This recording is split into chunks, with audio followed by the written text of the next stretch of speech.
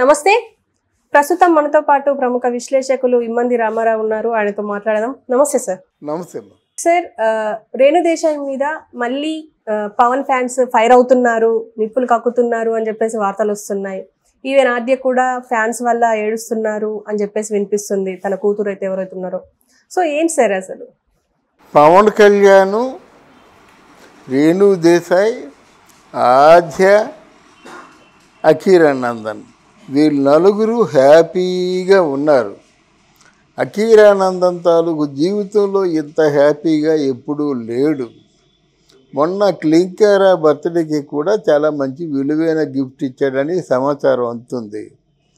ఇప్పుడు వచ్చి పవన్ కళ్యాణ్ ఫ్యాన్స్ అగ్గి మీద గుగ్గున అయిపోతున్నారంటే ఎవరో పని లేక ఏదో క్రియేట్ చేసి కుక్కుడు స్టోరీస్ మనకి ఎక్కువైపోతున్నాయి. ఫర్ ఎగ్జాంపుల్ కల్కి సినిమా ఒక 200 కోట్లు అంటే ఒకరు అంటారు 180 అంటారు. 200 కోట్లు ఇప్పుడు వచ్చాయి, సాయంత్రం ఫస్ట్ హార్ట్కి వచ్చాయి. తర్వాత మిగతా తెల్లవారులు సినిమా వేస్తారు కదా, దానికి ఎన్ని కోట్లు వస్తాయి. దానికి ఎట్లాంటి కుక్కుడు స్టోరీస్ ఉండేవారు ఉంటారు, ఎప్పుడు ఉంటారు. దాన్ని మనం పట్టించుకోవాల్సిన అవసరం లేదు. కానీ దే ఆర్ వెరీ హ్యాపీ. ఎందుకంటే పవన్ కళ్యాణ్కి అఖీరానందన్ని తన వారసుడిగా ప్రమోట్ చేద్దామని చేయవలసిన ఏర్పాట్లు అన్నీ చేస్తున్నాడు. పిఠాపురం తీసుకొచ్చాడు, ప్రైమ్ మినిస్టర్ దగ్గర తీసుకెళ్ళాడు, చీఫ్ మినిస్టర్ దగ్గర తీసుకెళ్ళాడు. తన కుటుంబాన్ని అంతటినీ రేణుగా దేశాయిని తప్ప మిగతా వాళ్ళని పరిచయం చేశాడు. ఇంతకంటే ఏం చేయాలి? పవన్ కళ్యాణ్, రేణు దేశాయి భార్యాభర్తలుగా విడిపోయినప్పుడు కూడా మంచి స్నేహితులుగా కలిసి ఉన్నారు. ఇప్పుడు భార్యాభర్తలు విడిపోయిన తర్వాత పిల్లలు ఏవైనా సరే కొంచెం అభాస్పాలైపోయారంటే అది లేదు, జాతి వజ్రాల్లా తయారు చేసుకున్నారు. ఇందులో ఇద్దరి పాత్ర ఉంది. అంటే మానిటరింగ్ చేయడంలో పవన్ కళ్యాణ్ ఫుల్ సక్సెస్ అయ్యాడు. తీర్చిదిద్దడంలో, ట్రైనప్ చేయడంలో రేణు దేశాయి సక్సెస్ అయ్యింది. ఒక మంచి ఫ్యామిలీని, ఆ ఫ్యామిలీని దయచేసి ఎవరు డిస్టర్బ్ చేయవలసిన అవసరం లేదు. ఎందుకంటే వాళ్ళు చేసిన చెడ్డే ఉందండి. కాబట్టి చక్కగా పవన్ కళ్యాణ్ కొంచెం విగరస్గా పబ్లిసిటీ చేస్తున్నప్పుడు పెట్టే ప్రతి ట్వీటు, ఇచ్చే ప్రతి మెసేజ్ కూడా పవన్ కళ్యాణ్కి ఎంకరేజింగ్గా ఉంది. ఆవిడ తాలూకు ఏ తాలూకు ఇంటర్వ్యూలో కూడా పవన్ కళ్యాణ్ విశ్వాసహీనుడు, దొంగ, దోపిడీదారుడు, మోసగాడని లేదు కదా. ఆయన నిరంతరం ప్రజల కోసం పాటుపడే మనిషి. నా దృష్టిలో ఇంత నిజాయితీపరుడు ఎవరు ఉండరు. కాదంటే పెళ్ళం పిల్లల్ని కూడా దృష్టిలో పెట్టుకుంటే బాగుంటుందని చెప్పి మాట చెప్పింది. కానీ ఆ ప్రజలు ప్రజాసేవ, నిజాయితీ వీటి కోసమే మాట్లాడింది. అంతకంటే ఆవిడ చేసిన పొరపాటు ఏముంది? అర్థమైందా? ఆద్య ఆల్రెడీ ఆవిడ తాలూకు ఏదో డెస్టినేషన్ ఏదో ఫిక్స్ చేసుకున్నారు. తర్వాత ఇప్పుడు అఖీరా అంటే తల్లిగా ఏం చెప్పిందంటే, నేను మా పిల్లల అభిరుచులకి ఆలోచనలకి ఎప్పుడు కూడా వ్యతిరేకంగా వెళ్ళను నేను. తర్వాత ఆయన కొడుకు మరి ఆయన ఏం చేసుకుంటుండో ఆయన ఆలోచన బట్టి ఉంటుంది. ఏదేమైనా తల్లిగా అసలు అఖీరానందన్ ప్రోగ్రెస్ చూసి సంతోషించే వాళ్ళల్లో తల్లిగా నేనే ముందుంటానని చెప్పింది. అందులో మాట్లాడే మాటల్లో తప్పే ఉంది. ఎవరైనా పవన్ కళ్యాణ్ గురించి వ్యక్తిగతంగా మాట్లాడితే 4 చీరేస్తానంది.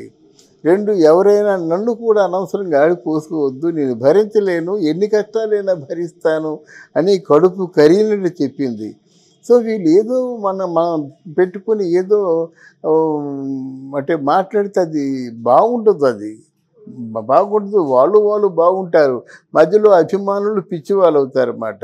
ఇప్పుడు జనసేన అగ్గి మీద గుగ్గున అయిపోతుందని చెప్పారనుకోండి, పవన్ కళ్యాణ్కి ఎలాగుంటుంది? ఏమర్రా మీ హద్దుల్లో ఉండండి అని హెచ్చరిస్తాడు. మేమేం చేసాం, మేమేం చేయలేదు, మాకేం తెలియదు అని చెప్పేసి వాళ్ళు అంటారు. మరి మధ్యలో ఇది ఉప్పుకారు పుట్టించినోడు ఎక్కడో హ్యాపీగా కూర్చుంటాడు. వాళ్ళ మధ్య భేదాభిప్రాయాలు వస్తాయి కదా. అందువల్ల ఇట్లాంటి వాటిని మనం నిర్ద్వందంగా ఖండించాలి. ఎందుకంటే మనం చెప్తే ఒక నిజాయితీగా చెప్తాం, ఆయన ఉన్నట్టు చెప్తాం అనేటువంటి ఒక విశ్వాసం ప్రేక్షకుడికి ఉంది. మనం ఏదేమైనప్పుడు కూడా ఉన్నట్టే చెప్పాలి. అదే మన తాలూకు క్రెడిబిలిటీ, మనలో ఉన్న ప్రత్యేకత. ఎందుకు ప్రతిసారి రేణు దేశాన్ని బయటకు తీసుకొస్తూ ఉంటారు ఏదో ఒక ఇష్యూకి? అంటే ఇక్కడ ఏమి లేదండి. ఇప్పుడు కొంతమంది మెసేజ్లు ఇస్తారు, ఎందుకు ఇస్తారో వాళ్ళకి తెలియదు మాట. అందువల్ల ఇది గుడ్ ఫర్ నథింగ్. వాళ్ళు ఇచ్చింది రేణు దేశాయిని ఏదో కొంచెం ఒక అంటే మిగతా మెసేజ్ల కంటే ఈ మెసేజ్ డిఫరెంట్గా ఉంటే రేణు దేశాయి చదువుతుందేమో అని ఇస్తారు అంతే, అంత మించి ఏమి లేదు. దగ్గర దాంట్లో వాళ్ళు కోరుకునేది కూడా ఏమి ఉండదు, కానీ అగ్గి రాజిపోతుంది, మంట పెడతారు. కానీ ఇప్పుడు అంటే రేణు దేశాన్ని తీసుకురావడమే కాకుండా ఇంకా పిల్లల్ని కూడా ఇలాంటి ఇష్యూస్లోకి లాగుతున్నారు. వాళ్ళు బాధపడ్డారు, ఫ్యాన్స్ వల్ల వీళ్ళు బాధపడ్డారు అంటే లేదు. ఇక్కడ నేను గమనించింది ఏమిటంటే అఖిరానందన్ పవన్ కళ్యాణ్ కంటే తెలివైన వాడు. ఇది కాకమ్మ తప్పులకి కుందేలు తప్పులకి ఆయన బెదిరిపోయే మనిషి కాదు. కనుక వీళ్ళంతా మామూలు మున్నాళ్ళ ముచ్చటే కానీ once he entered into cine field ఆయనకు ఒక సెపరేట్ రేంజ్ ఉంటుంది. అది ఆలోచిస్తాడు. పవన్ కళ్యాణ్ కూడా బాగా రాడు తేరిపోయాడు కదా, ఒక్కసారి ఒక్క సినిమాతోనే ఇండస్ట్రీలో సూపర్ హీరో అనిపించుకుంటాడు. This is my expectation. Sir అయితే ఇప్పుడు ఈ ఫ్యాన్స్కి రేణు దేశాయికి వారు ఎప్పుడు ముగుస్తుంది సార్? ఎప్పుడు ఏదో ఒక ఇష్యూను ముందు ట్రైనింగ్ తీసుకుంటాడమ్మా, డైలాగ్ ట్రైనింగ్ తీసుకుంటాడు. మార్షల్ ఆర్ట్స్ తెలుసు, కర్ర ఫైట్ తెలుసు, కత్తి ఫైట్ తెలుసు, అన్నీ తెలుసు. ఆయనకి అదనంగా మంచి రైటరు, మంచి ఎడిటరు, మంచి మ్యూజిషియన్. అంటే సినిమా ఫీల్డ్ గురించి ముఖ్యమైన క్రాఫ్ట్ల మీద మంచి అవగాహనతో ఉన్నాడు కనుక దాన్ని ఫుల్ ప్లెజ్డ్ ఆర్టిస్ట్గానే ఎంటర్ చేస్తారన్నమాట. ఆ డైరెక్టర్ ఎవరంటే మనం చెప్పుకున్నాం, రాజమౌళి డైరెక్షన్ అయితే సంపూర్ణ న్యాయం జరుగుతుందని.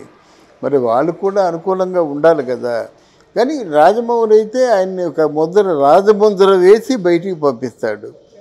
ఆర్టిస్ట్ని చెక్కి ఒక అందమైన శిల్పంలా చెక్కి ఆ రాజముద్ర, ఈ అందమైన శిల్పం ప్రపంచంలో ఎవరు చూసినా అందమైన శిల్పమే అది అనుకుంటారు.